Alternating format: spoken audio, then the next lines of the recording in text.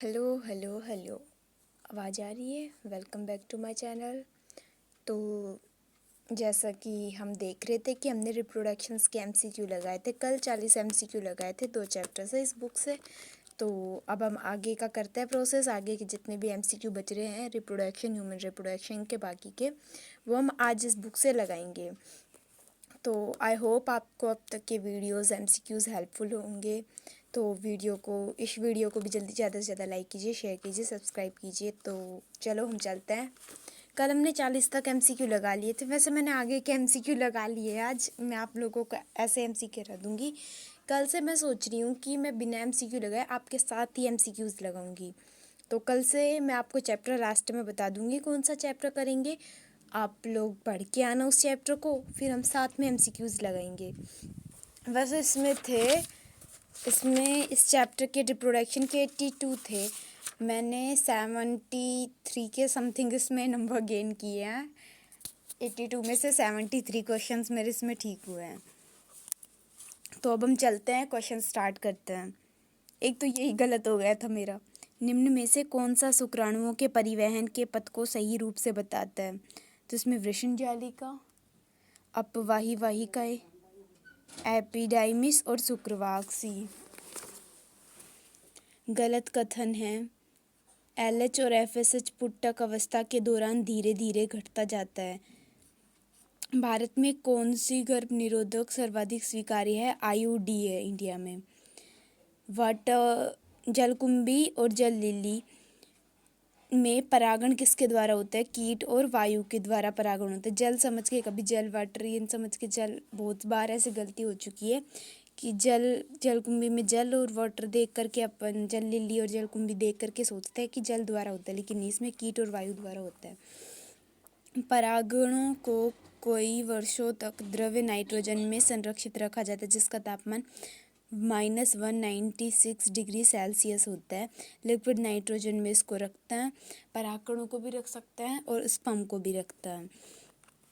सेमल व गुलमोहर में परागण होता है गिलहरी द्वारा। कदम्ब व कचनार में चमगादड़ द्वारा। हरे नारियल का दूधिया पानी, एक मेरे ये क्वेश्चन भी गलत हो गया था। मैंने सोचा कि केंद्र द्वारा होता है, लेकिन नहीं, इसमें तरल भ्रूणपोष होगा। आप भी बताइएगा आपने क्या सोचा था।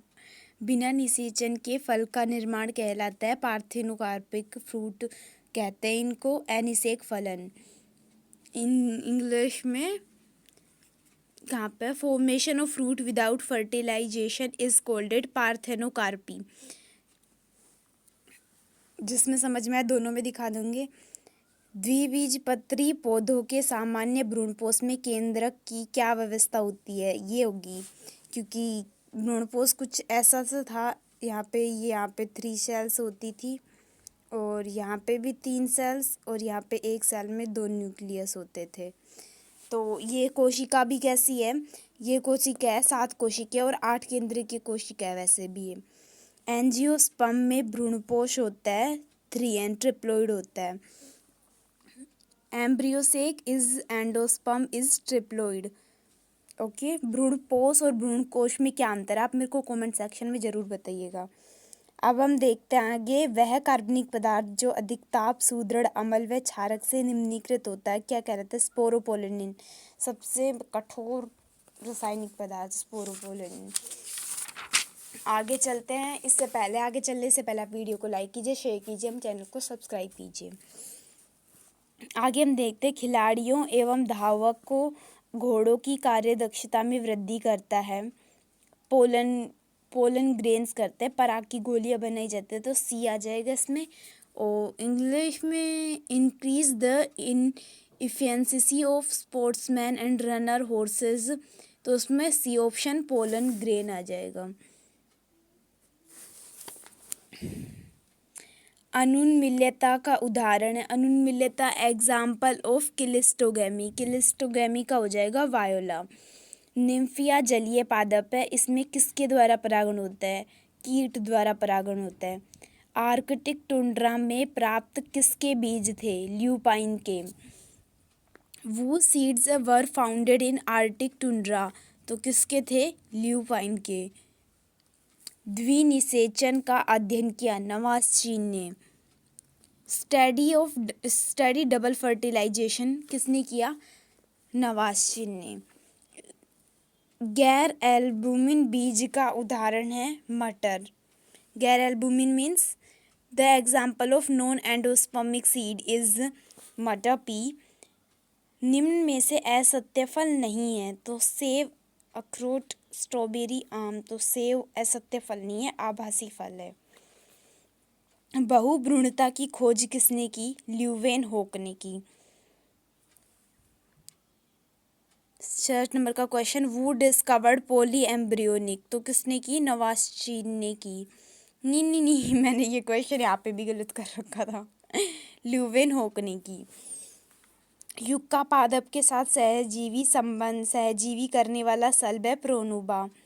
61 moth having symbiosis with yucca plant. तो प्रोनुबा। परागकोश का सबसे भीतरी स्टर टैपिटम का कार्य है पोषण देना। तो इस परागकोश की 4 लेयर है। आप मेरे को नाम बताइए कौन कौन सी लेयर है कमेंट सेक्शन में।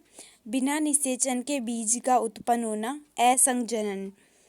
Production of seed without fertilization, apomixis. परागकण का बाह्य चोल बना होता है स्पोरोपोलिन का। निम्न में से मोनोकार्पिक है बांस। 65 विच of the following is monocarpic. तो क्या आ जाएगा? बांस, बम्बू। नेक्स्ट चलते हैं अपन आगे। तो नेक्स्ट क्वेश्चन है, निम्न, आज इस चैप्टर को कंप्लीट ही कर देंगे जितने भी एमसीक्यू इसके। निम्न में से कौन सा पादप 12 वर्षों में एक बार पुष्प उत्पन्न करता है? तो स्ट्रोबेलिथस कुंथियाना, इसको नीला कुरिंजी भी कहते हैं। Which of the following plant produce flower once in 12 years. तो स्ट्रोबेलिथस कुंथियाना, नीला कुरिंजी। किस कुल के पादप के परागकोश एक पाली होता है? मालवेसी कुल के। The anther of plants of which family is monothecous. तो इसमें आ जाएगा मालवेसी, बी ऑप्शन। परागकोश का स्फुटन जिस भाग से होता है वह है स्टोमियम। निम्न में से एलर्जी परागकण है? गाजर घास भी है, चीनोपोडियम भी है और ज्वार भी है। 69 which of the following is allergic to pollen.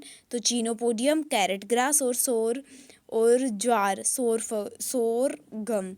तो ये सारे ही हैं जो एलर्जी के लिए जिम्मेदार कारक। और एलर्जी में ना उसमें कौन सी एंटीबॉडी होती है? IgE। और मास्ट सेल द्वारा वो होता है। लघु बीजाणु जनन की क्रिया से उत्पन्न लघु बीजाणु पाए जाते हैं चतुष्क में। जब एक ही पादप के 2 पुष्पों के मध्य परागकण होता है तो वह कहलाता है। एक ही प्लांट है, उसके 2 फूलों के मध्य होता है तो इसे कहता है सजात पुष्पी परागण यानी जिटनोगेमी। अगर एक ही फ्लावर में ही होगा, इसी फ्लावर में वो एंथर और वो पराग को वो पुंकेसर और वो सब स्त्री केसर दोनों और एक ही पुष्प में हो तो उसे कहेंगे ऑटोगेमी। अगर अलग अलग प्लांट में होगा तो उसे कहेंगे परपरागण। प्रोयूबिस्काई किस में उत्पन्न होता है? टैपिटम में। प्रोयूबिस्काई उत्पन्न होता है टैपिटम में। Pro Ubisch body is produced in tapetum. Caruncle किससे बनता है? बीज पत्रों से। एंजियोस्पर्म में चारों लघु बीजाणुओं के चतुष्क को परिबद्ध करने वाली भित्ति है कैलोज। पोलीगोनम प्रकार के भ्रूणपोष में सभी केंद्रक होते हैं अगुणित। द्विनिषेचन में क्या होता है? नर युग्मक और अंड का संलयन। फिलीफोम अपार्टस क्या है? फिलीफोम अपार्टस में क्या होती है? सहायक कोशिका यानी कि सिनरेजिड सेल। नेक्स्ट चलते हैं, उससे पहले चैनल को लाइक कीजिए, शेयर कीजिए एंड वीडियो को शेयर कीजिए, सब्सक्राइब कीजिए हमारे चैनल को। उन्मील्यता उस अवस्था को कहते हैं जिसमें पुष्प खुले होते हैं और अनुन्मील्यता में बंद होते हैं। उन्मील्यता यानी कि चेस्मोगेमी और अनुन्मील्यता यानी कि क्लिस्टोगेमी। तो पुष्प खुले होते हैं तो इसमें परपरागण ही होता है। और अनुन्मील्यता में पुष्प बंद होता है तो उसमें स्वपरागण होता है। ऑटोगेमी का मतलब है एक ही पुष्पों में परागकणों से वृत्तिकाग्र पर पहुंचना, यानी एक ही फ्लोवर में दोनों चीजें, इसे ऑटोगेमी। बीज का बाह्य चोल टेस्टा और अंतःचोल टैगमेन कहलाता है। लीची का खाने योग्य भाग एरिल कहलाता है। The edible part of litchi is calleded be aril. The पराकोस को कलिका स्थिति में ही चिमटी द्वारा हटा देना क्या कहलाता है? विपुंशन कहलाता है। और फिर उसको एक बैग से ढक देना बैगिंग कहलाता है, बोरा वस्त्रीकरण। तो the removal of pollen grain by tweezers in bud condition is calleded emasculation. तो इसमें यूँ भी पूछा जा सकता है कि मेंडल द्वारा कौन सी दो तकनीकों का उपयोग किया गया था इनमें? तो एक तो इमस्क्यूलेशंस और एक बैगिंग, ये दोनों तकनीकों का उपयोग लिया गया था। तो आई होप आपको ये वीडियो अच्छी लगी होगी, बहुत हेल्पफुल रहेगी। तो चलो अब हम देख के बता देते हैं कि कल कौन से चैप्टर के MCQ लेंगे, आप उस हिसाब से देखना, आप उस हिसाब से MCQs लगाना। तो 12th के ही ले लेता कोई। रिप्रोडक्शन के हमने लगा लिए हैं, रिप्रोडक्शन के हमने लगा लिए, और हमने इस चैप्टर के भी लगा लिए, बायोटेक्नोलॉजी और इट्स एप्लीकेशन के लगा लिए अभी तक। तो आई थिंक कल हम ये चैप्टर ले लेते हैं, छोटा रहेगा, या फिर ये ले लेते हैं।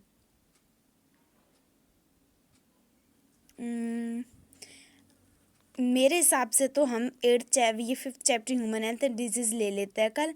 और अगर आपको कुछ और लग रहा है तो आप कमेंट सेक्शन में बताइए। And thank you, bye bye, have a nice day, good day. और जाने से पहले वीडियो को लाइक कीजिए एंड चैनल को सब्सक्राइब कीजिए। Bye bye, thank you.